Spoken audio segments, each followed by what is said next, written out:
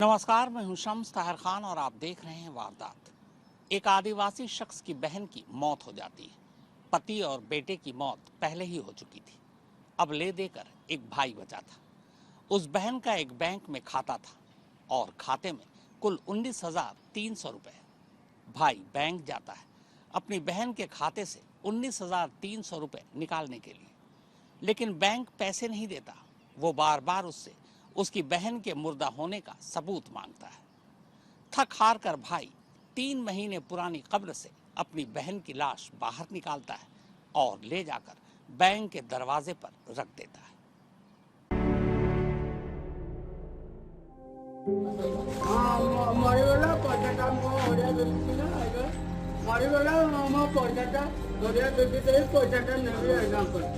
जितने भी नियम, कायदे, कानून, लिखत पढ़त, कागजी कार्रवाई होते हैं वो इसलिए होते हैं ताकि जिनके लिए ये नियम, कायदे, कानून बने हैं उन्हें इससे फायदा हो। लेकिन क्या फायदा ऐसे नियम और कानून का जो उन लोगों के किसी काम का ही नहीं, जो इसे न पढ़ सकते हैं न समझ सकते हैं। जिस तरह कलेजा चीर देने वाली ये तस्वीरें हैं, उससे कहीं ज्यादा कलेजा चाक कर देने वाली इस कंकाल और कंकाल को अपने कांधे पर रखकर 3 किलोमीटर का सफर तय करने वाले इस आदिवासी जीतू मुंडा की कहानी है।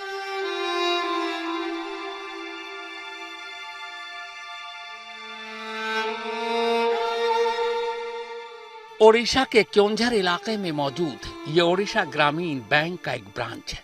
इस बैंक में जीतू मुंडा की बहन कलारा मुंडा का एक खाता है।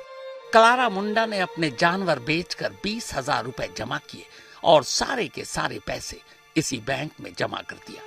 इस खाते के हिसाब से कलारा का पति और बेटा नॉमिनी थे। इत्तेफाक से पति और बेटे की पहले ही मौत हो चुकी थी।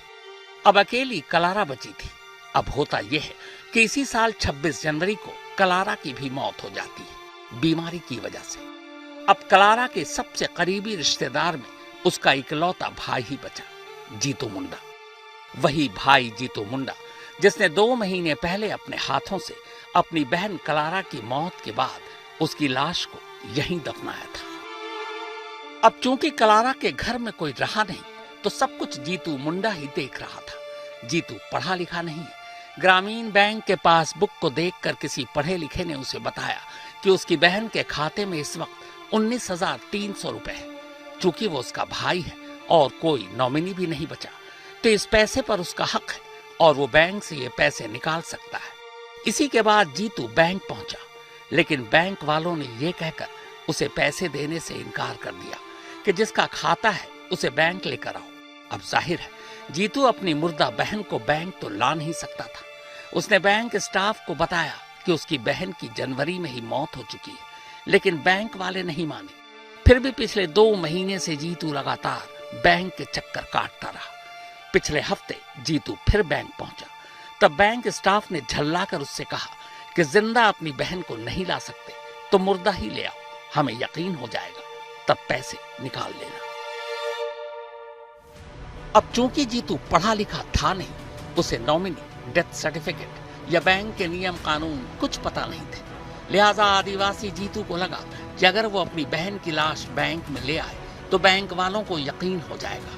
एक बैंक स्टाफ ने उससे ऐसा ही कहा था। फिर क्या था, जीतू ने ठीक ऐसा ही किया। 27 अप्रैल सोमवार के दिन बैंक खुलने से पहले सुबह सुबह जीतू सबसे पहले अपनी बहन की कब्र पर पहुंचा। उसी कब्र पर जहां 3 महीने पहले उसने खुद अपने हाथों से अपनी बहन को दफनाया था। अब वो वापस उसी कब्र को अकेले खोदना शुरू करता है। 3 महीने में लाश कंकाल बन चुकी थी।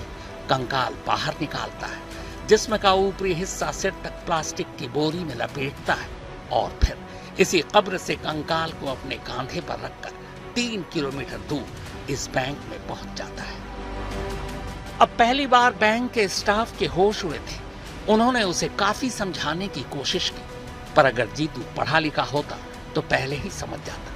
वो कंकाल को बैंक के बाहर ही रखकर बस यही कहता रहा कि ये है मेरी बहन के मुर्दा होने का सबूत, अब तो खाते से पैसे दे दो। जब बैंक स्टाफ जीतू को समझाने में नाकाम रहे, तब किसी ने पुलिस को खबर दे दी।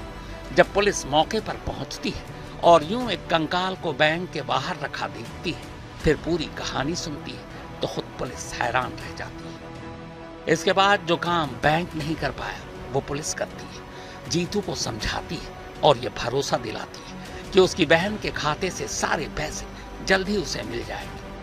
पुलिस के भरोसा देने के बाद ही जीतू राजी हो जाता है। इसके बाद फिर से 3 किलोमीटर का एक सफर शुरू होता है। जीतू की बहन का कंकाल इसी जगह लाया जाता है और इसी कब्र में फिर से दफना दिया जाता है।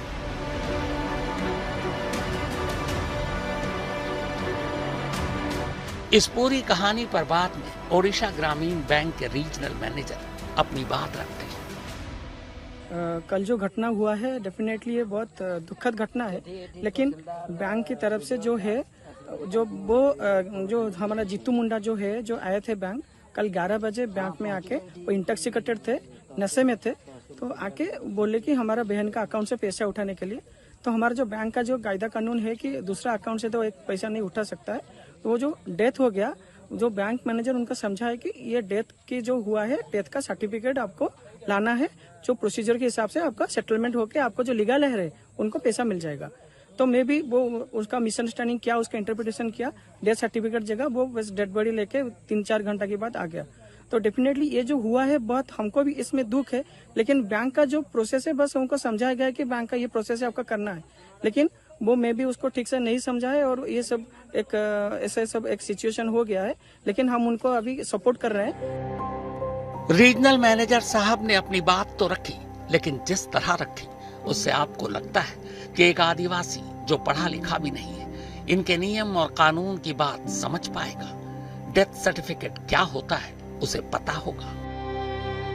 खैर, अच्छी बात यह है कि अब बैंक भी जीतू मुंडा की बहन के खाते से 19,300 रुपए देने को राजी हो गया है। इससे एक बात तो साबित हुई कि शायद जीतू मुंडा गलत नहीं था।